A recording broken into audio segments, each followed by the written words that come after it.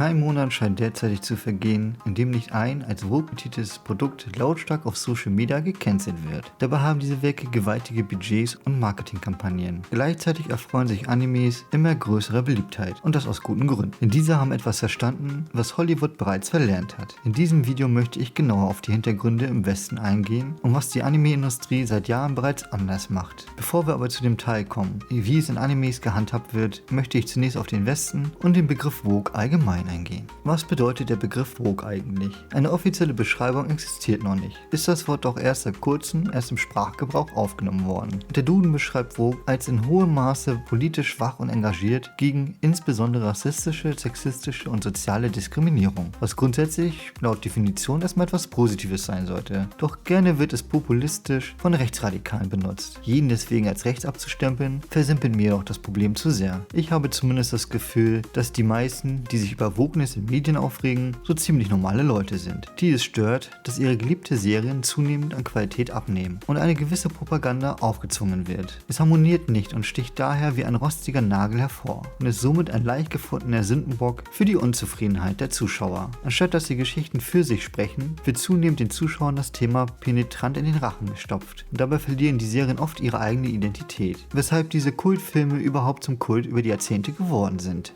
Natürlich muss man eine künstlerische Entscheidung nicht rechtfertigen, aber es hat schon einen bitteren Beigeschmack, den Gesamtcast, zum Beispiel in Ghostbusters, durch Frauen zu ersetzen, ohne dass diese Änderung einen Mehrwert bringt oder irgendwie erklärt wird. Es ist irrelevant für die Geschichte, welches Geschlecht die Leute besitzen. Wer kann die schwindende Lust der Zuschauer verüben, wenn geliebte Klassiker bis zur Unkenntlichkeit verformt werden, ohne dass diese Anpassungen einen Mehrwert für die Geschichte bieten oder zumindest dank der Veränderung neue Potenziale oder andere Perspektiven erzählt werden. Wer die Geschichte von Caesar nacherzählt, aber als wäre er eine Frau gewesen, dann wäre das Interessante doch daran, welche Herausforderung ein weiblicher Caesar im Vergleich gehabt hätte. Aber doch nicht dieselbe Geschichte zu erzählen, nur diesmal mit Brüsten. Wenn die Änderung irrelevant ist, dann ändert man Dinge nur, um die Vergangenheit auszulöschen. Und darauf reagieren Hardcore-Fans in der Regel schlecht, was auch die Resonanz solcher Serien oft genug gezeigt hat. Der Vorwurf der Fans ist daher, dass Hollywood alte Markennamen missbraucht und diesen Geschichten ein Protokoll an Checkboxen auferlegt, dass jede Sexualität und Hautfarbe vertreten sein muss. Alles und jeder muss in jedem Werk inkludiert sein, aber vor allem muss es auch lang und breit in der Geschichte erwähnt werden, dass diese Sachen existieren. Ein Charakter kann nicht einfach existieren und zum Beispiel seine asexuelle Sexualität subtil angedeutet werden. Nein, es muss mit den Fingern darauf gezeigt werden, selbst wenn es völlig irrelevant für den Verlauf der Handlung selbst ist und daher auch mehr als unnatürlich wirkt. Es würde man Checkboxen abstreichen bezüglich Hautfarbe und Sexualität. Gerade Disney steht daher scharf in der Kritik, eine gewisse Agenda zu verfolgen und produziert seit Jahren einen Kinoflop nach den anderen. Buzz Lightyear, She-Hulk, Schneewittchen und Ariel die Meerjungfrau.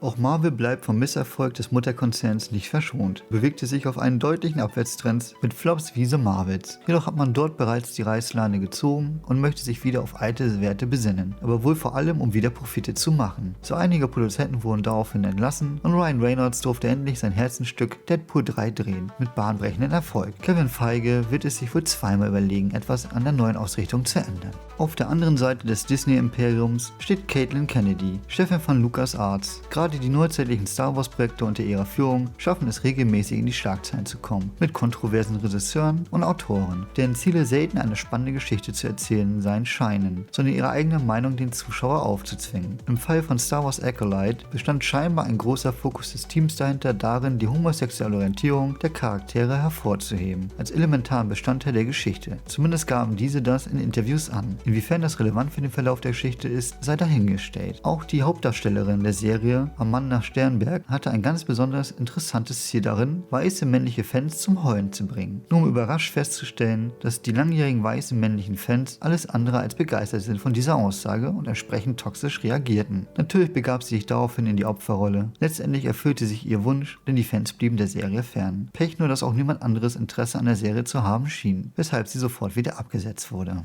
Die Messwerte stammen lediglich aus den ersten 6 Wochen im Vergleich zu den anderen Serien, doch der Großteil der Fans schaut eben sofort rein. Es ist daher unwahrscheinlich, dass sich die Zahlen die kommenden Wochen verdoppelten bei der schlechten Mundpropaganda. Und die Absetzung der Serie ist, denke ich, Beweis genug, dass die Serie mit Abstand am schlechtesten aufgenommen wurde. Dabei war es im Vergleich dazu die teuerste Star Wars Serie bisher. Bei der Diskrepanz von Budget und Resonanz war die Absetzung unausweichlich und der Schuldige schnell mal wieder gefunden. Weiße Männer. Obwohl diese gar nicht die Serie gucken sollten, zumindest nicht laut der Hauptdarstellerin und dem Autorenteam. Versteht mich nicht falsch. Man kann gerne eine Serie für eine neue Zielgruppe kreieren und mehr Leute für die Hauptserie interessieren. Doch muss man dafür die eigenen Fans vor den Kopf stoßen? Der Joker-Film war damals ein bahnbrechender Kinofilm. Alles, was Fans davon wollten, war eine Fortsetzung davon. Beim Knacken der 1 Milliarde Dollar Grenze war klar, dass diese auch kommen wird. Doch gegebenenfalls nicht mit dem Regisseur Todd Phillips. Er wollte nicht einfach eine Comic-Adaption machen oder dasselbe erneut erzählen. Seine Bedingung für die Rückkehr war, etwas Neues zu wagen. Das schaffte er auch, indem er die Fortsetzung in ein Musical verwandelte. Der Erfolg blieb entsprechend aus und die Fortsetzung erweist sich als Millionengrab. Wieso man eine Fortsetzung dreht, die so ziemlich alles, was Fans am Original liebten, weglässt, bleibt mir schleierhaft. Scheinbar dachten die Produzenten, es spielt keine Rolle. Solange es eine Fortsetzung gibt, werden die Fans schon kommen. Natürlich sollte man nicht nur auf Fans hören, wissen diese doch oftmals gar nicht, was sie wollen. Doch krampfhaft gegen diese anzukämpfen, erscheint mir kontraproduktiv zu sein. Sollte man nicht eher eine Geschichte der Geschichte wegen schreiben, anstatt ein Ziel zu verfolgen damit? Dabei hat Diversität durchaus seine positiven Seiten. Es ist immer gut, eine Auswahl an verschiedenen Angeboten zu haben, sodass jeder das Passende für sich findet. Schließlich ist Abwechslung etwas Gutes, vor allem wenn Dinge anfangen monoton und vorhersehbar zu werden, wie im Superhelden-Genre. Anstatt ausschließlich weiße Superhelden wie Batman oder Iron Man, sollten auch gerne Mädels und auch Schwarze hervorgehoben werden. Aber stattdessen nimmt man bereits etablierte wie Iron Man und ändert deren Geschlecht und Hautfarbe, ohne den Charakter dahinter anzupassen. Bleibt er doch weiterhin ein reicher Schönling, nur im neuen Anstrich, der aber nichts am Wesen selbst ändert. Wenn diese Geschichten wenigstens neue Aspekte in die Geschichte durch die Anpassung einbringen würden, dann würden die Leute sich nicht beschweren, dass zumindest ein offensichtlicher Grund für die Veränderung vorhanden war, um zum Beispiel einen neuen Aspekt oder eine neue Sichtweise den Zuschauern näher zu bringen. Man stelle sich einen afroamerikanischen Batman vor, der eben nicht reich geboren wurde, wie der durch Intelligenz sich vielleicht Sachen erbaut. Es ist vollkommen in Ordnung, bekannte Normen aufzubrechen und Neues zu wagen, gerade bei den etablierten Charakteren. Doch gefühlt entstehen neuerdings diese Änderungen immer nur dann Geschlecht, Sexualität und Hautfarbe. Auch Videospielen ergeht es nicht anders. Aber auch dort sind die Anpassungen nur oberflächlich. Spielerisch kriegt man dasselbe wie aus den frühen 2000ern. Ein positives Gegenbeispiel ist daher das 2018 veröffentlichte God of War. Dieser hat seinen Ursprung eines Hack-and-Slays-Abenteuer, die Spielmechaniken gänzlich verändert, zu einem Fantasy-Epos in Schulterperspektive. Das war gewagt und zahlte sich für die Macher letztendlich aus. Doch im Herzen blieb die Essenz erhalten. Es ging immer noch um einen Göttermörder und bot brachiale Action. Was sich änderte, war die Motivation des Hauptcharakters Kratos selbst. Weg von der Rache hin zum Beschützen seines Sohnes. Ein anderer derzeitig aufgetauchter Vorfall beschäftigt sich um das Videospiel Black Myth Wukong, entwickelt von einem chinesischen Studio und regelrecht niedergemacht von einzelnen lautstarken Medien. Dafür, dass es nicht divers genug ist. Wer das Spiel länger spielt, wird recht schnell bemerken, dass insbesondere die weiblichen Charaktere vielfältig sind, jedoch nicht schwarz. Warum das notwendig sein sollte, bleibt mir schleierhaft. Basiert das Spiel doch auf eine chinesische Legende, die ebenfalls der Ursprung für Dragon Ball war. In der historischen Geschichte tauchen keine schwarzen Figuren auf, im Grunde genommen nur chinesische und vor allem Fabelwesen. Niemand beschwert sich, dass keine Europäer, Rothaarige oder Indianer vorgekommen sind. Lediglich, dass schwarze Repräsentanten fehlt. Warum Diversität auf wenige Kernmerkmale besonderer Randgruppen beschränkt wird, finde ich als Europäer sehr frustrierend. Auch wenn wir alle weiß sind, haben wir Dutzende Nationalitäten, denn Polen, Italiener und sonst wer sind eben nicht dasselbe.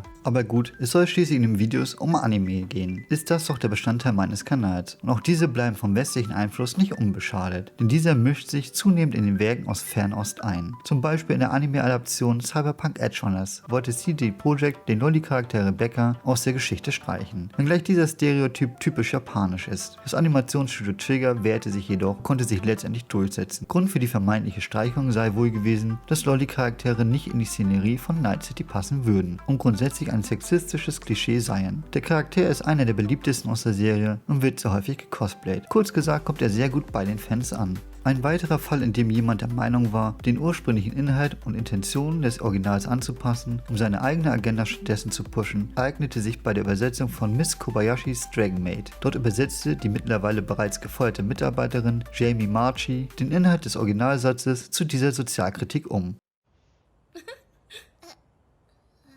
What are you wearing that for?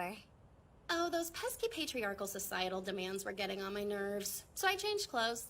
Give it a week, they'll be begging you to change back. 何ですかその格好。いつも言われるから露出度を抑えたんだ。どうかな。次は体を変えるといいです。 Schade, dass sie ihren Job mit Füßen tritt, mit ihren eigenen Wünschen, statt eine möglichst akkurate Übersetzung abzuliefern. Denn ersetzt wurde sie mittlerweile durch künstliche Intelligenz. Diese übersetzt einfach nur auch den Text, ohne eine Agenda zu verfolgen. Man könnte jetzt glauben, dass sie ihr Handeln bereut, doch stattdessen sagte sie daraufhin Folgendes. I am a woman. I am a funny woman. We are all talented, funny, powerful women. We are out here. It's going to happen. Deal with it. I'm sorry you're not getting laid. It's not about you. Move on. Auch hier wird der Fan der Serie, der sich eine englische Adaption seiner Serie gewünscht hat, mit Füßen getreten, um eigene politische Gedanken zu verbreiten.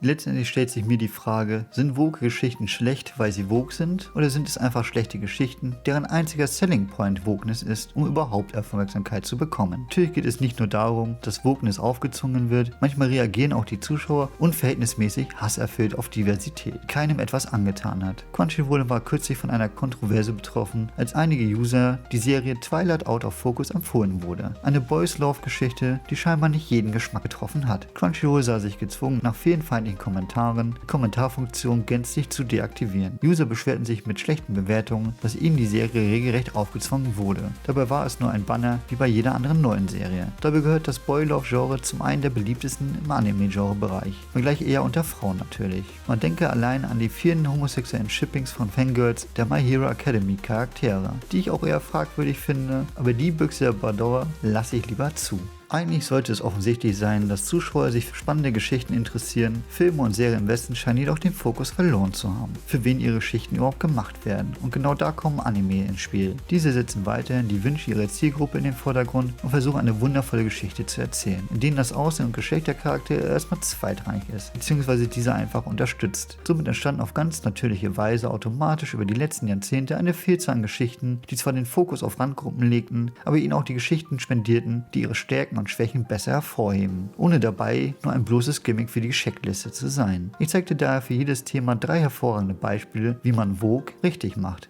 A Silent Voice. Diese herzergreifende Anime handelt von einem tauben Mädchen und ihrem Mobber, die sich über den Verlauf der Geschichte näher kommen. Er zeigt die Herausforderung dieser Beeinträchtigung, aber auch ihr persönliches Problem, von anderen deswegen gemieden zu werden. Und wie sie trotz allen Schwierigkeiten ihre Hoffnung und ihre Nächstenliebe niemals aufgibt. Ranking of Kings. Nachdem der König die Gesundheit seines Kindes opferte, um unglaubliche Macht von Dämonen zu erhalten, wird dieser als taubstummer Junge geboren und entsprechend von seinen Mitmenschen gemieden. Dieser offensichtlich schwache Junge gibt sein Bestes, seine Rolle als Prinz zu erfüllen, um letztendlich derjenige zu werden, der das Reich von den Dämonen beschützt. Josie, the Tiger and the Fish. Kumiko ist ein junges Mädchen, das aufgrund ihrer Querschnittslähmung ihr Leben lang beeinträchtigt war. Ihr unerfüllter Wunsch ist es, die Welt zu bereisen. Aufgrund ihrer schlechten Behandlung durch die Gesellschaft hat sie Sozialängste entwickelt, weshalb sie sich defensiver und unfreundlicher gegenüber anderen verhält, um niemanden an sich heranzulassen, um nicht wieder verletzt zu werden, bis ein ganz besonderer Junge in ihr Leben tritt. Zurzeit scheint es Trend zu sein, weiße Charaktere zu nehmen und ihre Hautfarbe zu ändern, anstatt ihnen eine originelle Geschichte zu widmen. Zum Glück machen es die nachfolgenden Animes anders und setzen von Anfang an den Fokus auf starke Charaktere mit afroamerikanischem Hintergrund. Afro Samurai. Dieser Emmy-prämierte Anime von Produzenten Samuel L. Jackson handelt von einem afroamerikanischen Samurai und dessen Rachegeschichte. Dieser ist nicht nur packend in 5 Episoden erzählt, sondern auch visuell fessend inszeniert. Yasuke. In dieselbe Kerbe schlägt auch die Adaption von Yasuke, eine fiktive Geschichte um einen schwarzen Samurai in einer Welt mit magischen Elementen, in der sich der Protagonist mit seiner Vergangenheit auseinandersetzen muss und sich gleichzeitig um die junge Saki kümmert, was für viel Herzschmerz sorgen wird. Caroline and Tuesday. In diesem Anime geht es um ein ungleiches Duo, dessen verschiedene Hintergründe Konflikt der Geschichte ist. Wir haben zum einen Tuesday, die fortgelaufene Tochter eines Politikers, deren Wunsch es ist, Musik zu machen. Sie trifft in Alba City auf die selbstbewusste, jedoch recht erfolglose Musikerin Carol. Zusammen versuchen sie beide ihren Traum zu erfüllen.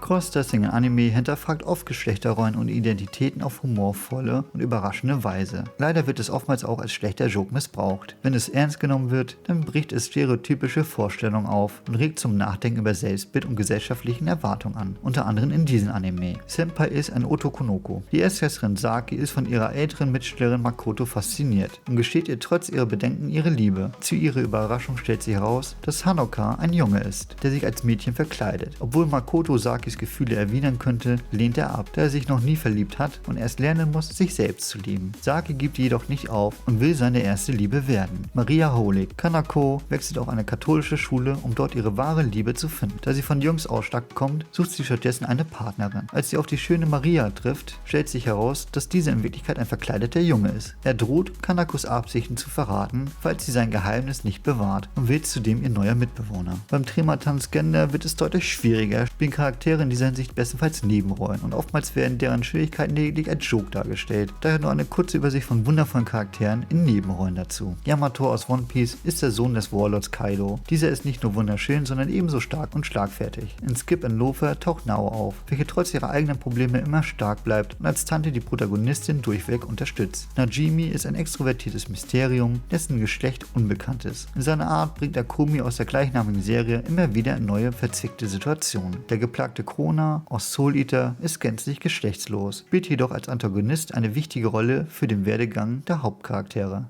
Natürlich ist mir bewusst, dass diese Animes durchaus Ausnahmen sind und es genügend Gegenbeispiele gibt. Auf jede wundervolle Geschichte kommen 100-mal so viele Harem-Anime mit üppig ausgestatteten Mädels, die für einiges an Fanservice sorgen. Aber selbst in diesen klischeehaften Genres gibt es durchaus Diversität, indem die Zielgruppe auf den Kopf gestellt werden. Anstatt Fanservice pauschal zu verdammen, sollen Mädchen auch ihre ganz eigenen Bedürfnisse bedient kommen, unter anderem in diesen Werken. Free. In diesem Anime geht es um das junge Schwimmteam an der Highschool, in der nicht nur einiges an Haut gezeigt wird, sondern auch die Beziehung zueinander im Fokus stehen, zumindest implizierend. My Next Life as a Villainess. All Routes Lead to Doom. Wiedergeboren in ihrem Lieblings-Dating-Sim, liegt es nun in der Hand der Protagonistin, sich einen männlichen Harem aufzubauen, um den unausweichlichen Game-Over-Screen zu entkommen. Alle bereits erwähnten Animes stechen aufgrund ihrer hervorragenden Handlung hervor, in denen der Fokus auf Konflikte liegt und wie die Charaktere mit diesen umgehen. Ihre äußerlichen und körperlichen Umstände mögen zwar der Auslöser ihrer Probleme sein, doch letztendlich werden sie nicht davon definiert, sondern ihr Charakter ist der treibende Faktor, der uns mitfiebern lässt. Ein weiblicher Charakter ist nicht stark, weil sie stärkere Fähigkeiten hat als ihre männlichen Darsteller, sondern weil sie trotz ihrer Schwächen über sich hinauswächst. Aus dem Grund wird eine Figur wie Captain Marvel niemals ernst genommen werden, vor allem im Vergleich zu einem Iron Man, der sich seine Stärken und Erfolge durch Leid erarbeiten musste. In den nachfolgenden Anime geht es daher um starke weibliche Charakterinnen, die sich ihre Errungenschaften ebenfalls verdient haben. Blue Samurai. Die mischlingsgeborene Miso befindet sich auf einem Pfad der Rache, auf dem sie sich trotz ihrer schwächeren Statur unerschrockenen Feinden stellen muss. Beeindruckend an diesem Werk ist insbesondere, dass die Verletzungen und Strapazen nicht vorübergehend sind, sondern der Hauptcharakterin wie Laster mitverfolgen. Cyberpunk Edge Runners. Auch in der Anime-Adaption des Spiels hat die Wahl einer Entscheidung ausreichende Konsequenzen. Lucy trifft selten die beste Wahl und noch stärker lasten vor allem die Böden der Entscheidung ihrer Freunde auf ihren Schultern. In dieser brutalen Welt geht man zugrunde, wenn man keine starke Willenskraft hat und trotz aller Strapazen wieder aufzustehen. Kill la Kill. In diesem Anime ist nicht nur die Protagonistin eine willensstarke Frau sowie ihre beste Freundin, sondern ebenso ihre Widersacherin, die aufgrund ihrer eigenen Überzeugungen nicht wirklich böse sind. Hier bekämpfen sich verschiedene Ideale, doch im Hintergrund dauert durchaus mehr.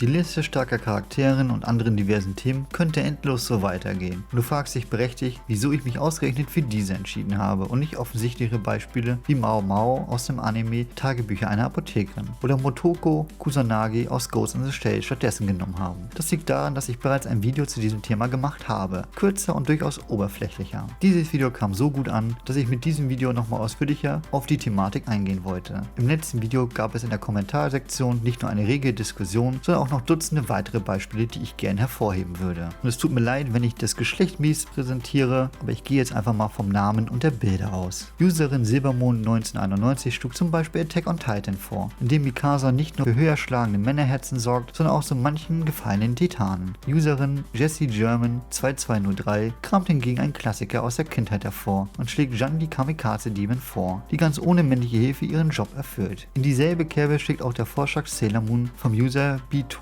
der sich heute noch großer Beliebtheit erfreut und erst vor kurzem ein Remake auf Netflix erhalten hat. Gerne mal kommentieren, ob sich dieser gelohnt hat zu schauen. User Peter Pan DZ7MU wirft als Beispiel Psycho Pass in den Raum, in dem Mika auf Schurkenjagd versucht, die Stadt sicherer zu machen und dabei ein schreckliches Geheimnis aufdeckt. Es gibt auch ältere Anime, die ich selbst nicht kannte, wie der Vorschlag Slayers vom User 7Shinta7 oder der Anime Bubblegum Crisis vom User Bastard Fury, der wohl schuld an seiner Liebe für Motorräder ist. Zu guter Letzt möchte ich noch den Vorschlag Haibane Remni erwähnen vom User Maite Romola 456 erwähnen, den ich ebenfalls noch nicht gesehen habe. Es gab noch zahlreiche weitere Vorschläge und ich hoffe, dass unter diesem Video ebenso viele Kommentare kommen werden mit weiteren Inspirationen und Diskussionen, die man unbedingt gesehen haben muss. Vielen Dank für eure rege Beteiligung und an diejenigen, die meinen Kanal schon länger unterstützen. Ich freue mich über jedes Like und hoffe, dass ihr auch mein nächstes Video anschauen werdet. Von daher bleibt zivilisiert in den Kommentaren und lasst uns lieber darüber reden, was wir lieben, anstatt was wir schlecht finden. In diesem Sinne sehen wir uns beim nächsten Video wieder. Bis bald.